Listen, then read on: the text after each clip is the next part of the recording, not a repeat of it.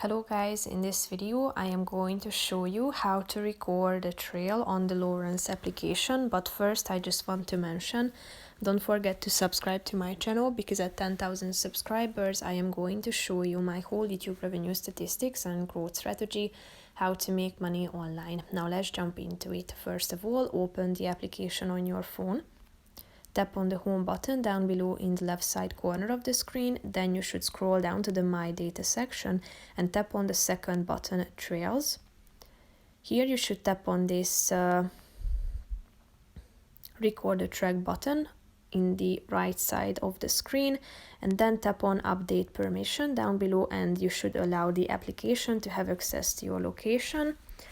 And then go back to the app, and here you can see that you can record the trail, and if you are done and would like to stop it, just tap on this stop trail button and tap on save, but in this case this trail is too short to be saved, but if yours is long enough to be saved, just tap on the save button. So here you will be able to find your recorded trail at the My Data section. So if you tap on this button, it will appear at this section. So that's pretty much it for this video, guys. See you in the next one. Bye bye.